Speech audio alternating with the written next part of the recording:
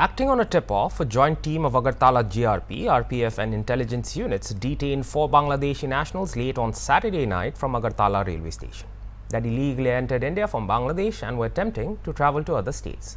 During preliminary interrogation, they revealed that their intended destinations were Bengaluru and Chennai.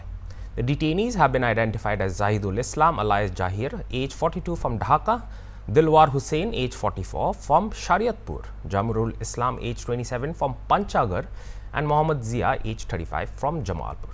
Sources indicate that more arrests related to this case are likely. A case has already been registered at Agartala GRP police station, and the accused are scheduled to be produced before the Honorable Court tomorrow.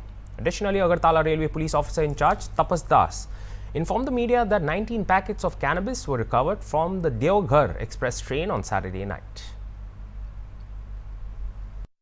Agartala rail স্টেশনে একটা joint operation করা হয়, যার মধ্যে Agartala GRP এবং Agartala RPF. তো এখানে আমরা 4 জন বাংলাদেশি নাগরিককে গ্রেপ্তার করা হয়।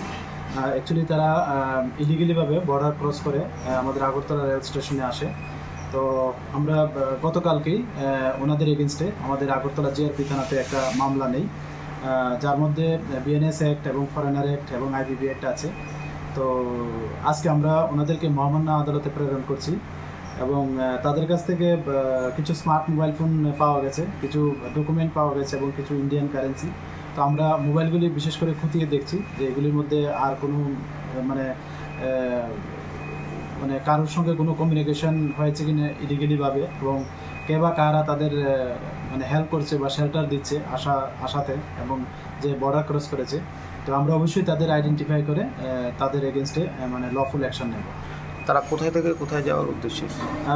তারা তো অ্যাকচুয়ালি প্রাথমিকভাবে বলছে যে এখানে তো 4 জন আছে, তো 4 জনের মধ্যে 2 জন বলছে যে চেন্নাই হয়ে বেঙ্গালুরু যাবে, আর বাকি 2 জন ওনারা বেঙ্গালুরু যাবে, এরকম বলছে। আর এছাড়াও কি উদ্ধার করেছে? না, এতটুকুই, smart mobile phone, cash currency এবং